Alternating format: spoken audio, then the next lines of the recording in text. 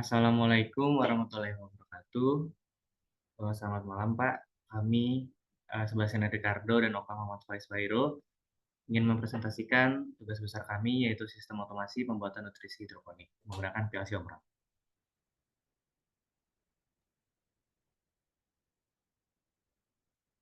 Jadi untuk skematiknya berupa berikut, ya di mana ada mixing section, storing section, filling section, dan capping section. Dengan cara kerjanya seperti ini yang akan diteruskan, yang akan dijelaskan pada simulasi nantinya supaya lebih jelas. Kemudian untuk rangkaian otomasi dan power sendiri, karena kami menggunakan conveyor dengan tipe Star Delta, yaitu rangkaian yang digunakan untuk mengurangi lonjakan arus saat motor dinyalakan. Nah, rangkaian itu menggabungkan kedua metode, yaitu Star dan Delta, dan juga umum menggunakan pada motor listrik 3 fase. Fungsi dari Star Delta sendiri itu untuk mengurangi arus tanpa mengurangi torsi motor. Dan juga itu bisa menjaga stabilitas tegangan dan juga melindungi motor dari kelebihan muatan. Untuk cara kerja singkatnya sendiri itu, motor nanti pada conveyor itu nanti akan dimulai dalam mode start, yang kemudian nantinya akan beralih ke mode delta untuk operasi normal. Proses ini sendiri itu dikendalikan oleh timer dan juga kontraktor. Untuk perbedaan hubungan mode start dan delta sendiri itu adalah yang pertama, ketika start, arus yang digunakan ketika motor restart itu cocok untuk kontrol jarak jauh, dan juga ketika mode delta atau si awalnya itu nantinya tinggi dan juga digunakan pada kontrol jarak dekat.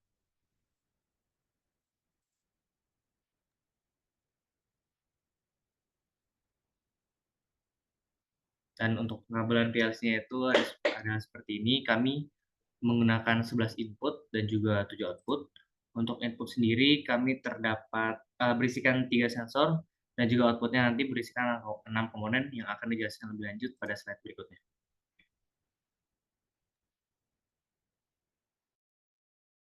Dan berikut ada pengamatan PLC-nya, ya di mana input section-nya kami menggunakan 11 input dengan push button 1 dan sensornya ada 7, push buttonnya ada 2 dan sensornya ada 9.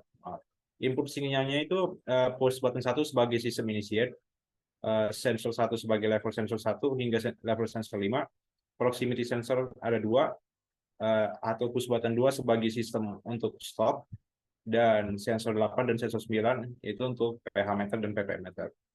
Untuk output sectionnya ada 7, yang dimana menggunakan 7 komponen dengan output sinyal berbeda, yang dimana 1.0 itu untuk conveyor, 1.01 untuk water valve, 102 untuk mixer, 103 buat solution valve, 104 untuk pumper, 105 untuk bottle filler, dan 106 untuk bottle capper.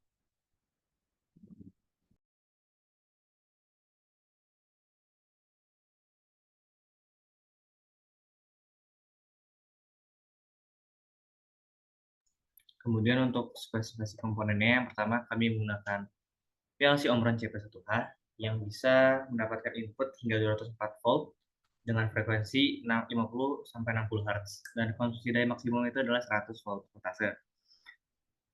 Untuk satu daya eksternal sendiri ini bisa mencapai 300 mA pada 24 voltase DC, dan juga dia memiliki noise immunity dan ketahanan getaran sesuai dengan standar JIS C66826.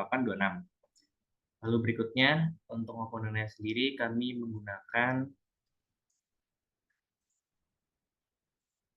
water level sensor yaitu HPT604-H. Water level sensor ini sendiri sering digunakan di industri karena rentang pengukurannya cukup detail dan akurasi hingga 1%. Dan juga water level sensor ini bisa beroperasi dari suhu minus 20 sampai 60 derajat.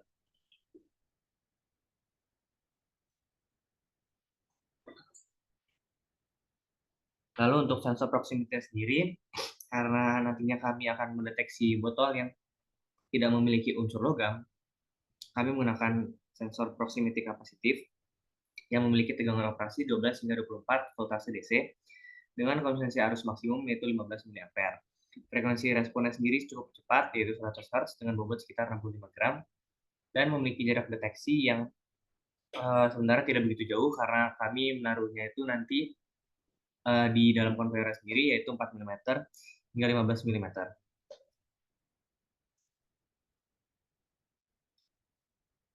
Kemudian selanjutnya adalah untuk sensor yang mendeteksi tingkat keasaman, yaitu TDS meter BQ 401. Itu bisa mendeteksi pengumpulan oksigen, pH, dan juga saturasi rentang dengan akurasi 1%.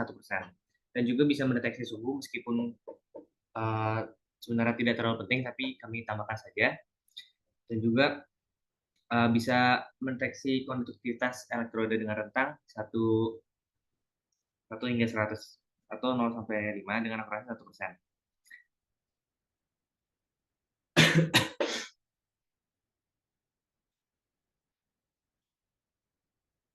Untuk sensor untuk konveyor sendiri kami menggunakan sistem konveyor TS2+, yaitu bisa mendukung massa kerja hingga 240 gram dengan ukuran dari 160 mm sampai 1200 mm. Untuk dayanya sendiri itu membutuhkan listrik sebesar 200 sampai 400 voltase AC dengan frekuensi 50 atau 60 Hz, dan konsumsi dayanya sendiri itu sekitar 1,5 kW. Lalu untuk water pump sendiri, kami menggunakan water pump 3196 ANSI prosesor pump dengan kapasitas aliran 0,1 sampai 4.500 GPM dan juga tekanan maksimumnya hingga mencapai 375 PSI. Dan untuk daya motor yang digunakan pada water pump ini sendiri bisa berkisar antara 0,75 horsepower sampai dengan 400 horsepower.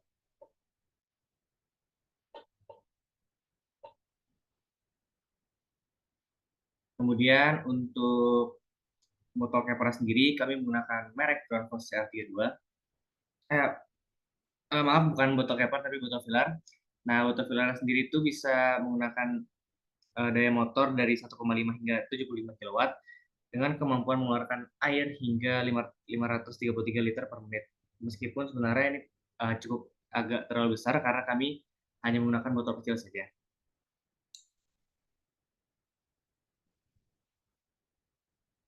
Dan untuk botol Kepler sendiri kami menggunakan merek Zaltin yang dimana bisa menutup botol 500 sampai 1.500 botol per jam dengan ukuran botol itu 50 ml sampai 2000 ml.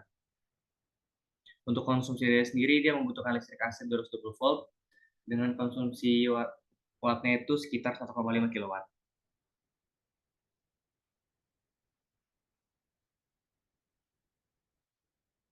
Nah, kemudian untuk voucher sendiri dapat dilihat sebagai berikut.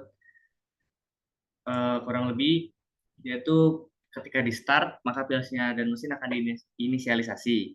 Nah, kemudian ketika mesinnya dinyalakan nanti airnya itu akan water pump itu akan menyala untuk mengisi air, dan ketika ketinggian air itu mencapai level water level sensor di ketinggian medium, maka pump larutan dan mixernya akan menyala, yang dimana akan menggabungkan larutan dan juga air. Nah, ketika tingkat keasamannya itu sudah sesuai, yang kami deteksi menggunakan TDS meter, maka hasil larutan tadi akan dipindahkan ke tempat penyimpanan menggunakan water pump kedua, hingga ketinggian larutan yang ada di tempat penyimpanan tadi mencapai water level sensor ketinggian full yang nantinya akan mendeteksi bahwa larutan pada tempat penyimpanan itu sudah penuh. Nah, ketika sudah penuh sendiri, nantinya itu konveyor akan menyala dan water pump juga akan menyala, yang dimana ketika proximity capacitive itu mendeteksi botol pada konveyor, nantinya konveyor tersebut akan mati dan botol sudah diletakkan pada tempat botol filler. Nah, kemudian botolnya nanti itu akan terisi sampai larutan pada botol itu sudah mendeteksi proximity sensor yang kami letakkan pada filler, dan nantinya ketika penuh konveyor akan menyala kembali. Setelah itu nantinya proximity capacitive akan mendeteksi botol yang sudah penuh dan juga akan dipasangkan pada botol paper, dan pada akhirnya botol akan dikemas sebanyak 8 buah dan sistem akan selesai.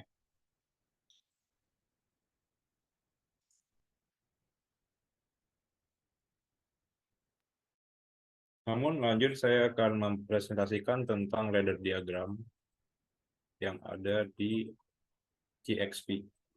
Udah kelihatan belum? Oh, enggak kelihatan. Oke, jadi di rang 0 ini adalah untuk menginisiasi si water valve-nya, dan di rang 1 di sini untuk mengaktifkan si mixer dan solution valve.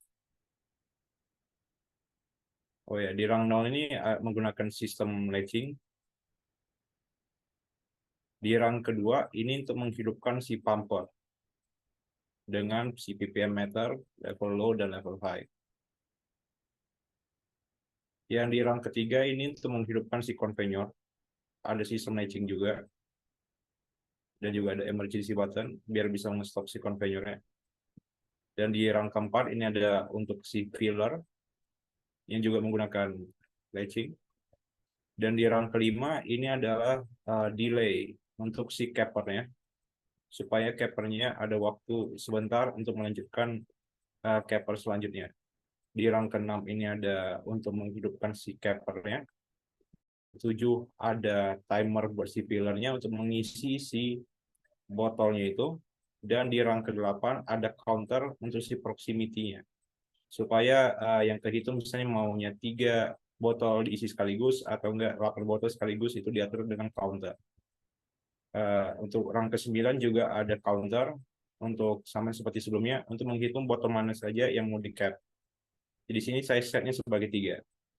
Dan di sini saya akan sekaligus mencoba untuk mensimulasikan si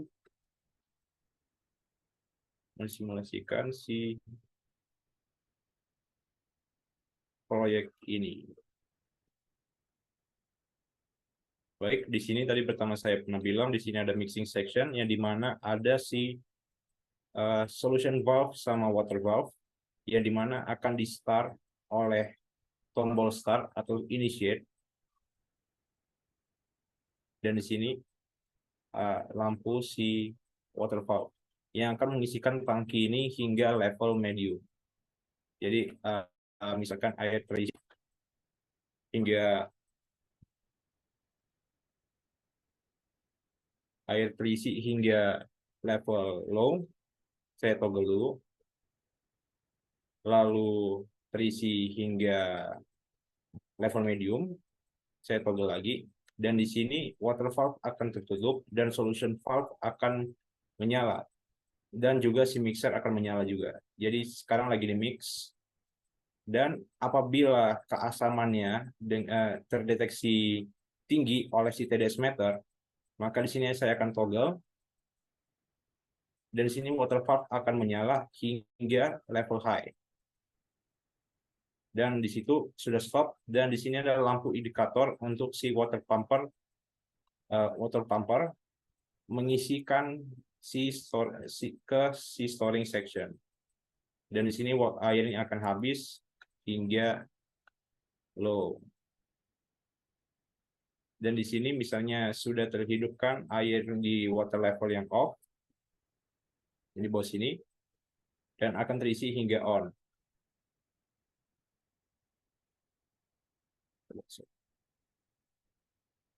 Nah, di sini conveyor akan menyala untuk menggeserkan si botol-botol tersebut.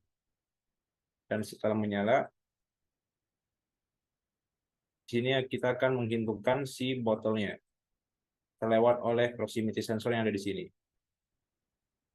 Coba kita pilih satu.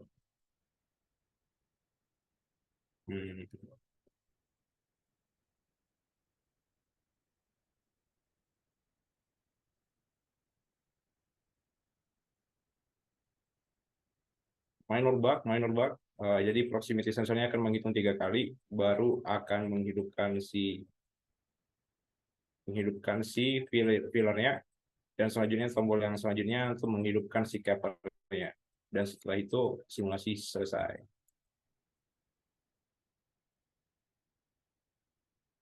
Nah, ini simulasinya. Ada start button, stop button, low button, medium, high, pH dan ppm, on, off, fill, dan cap.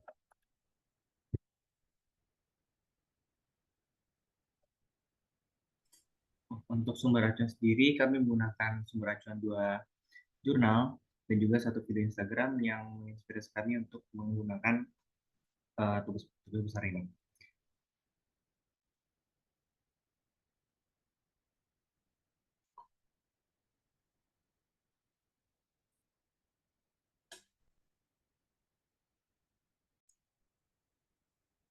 Demikian presentasi tugas besar kami. Kurang lebihnya mohon maaf. Wassalamualaikum warahmatullahi wabarakatuh.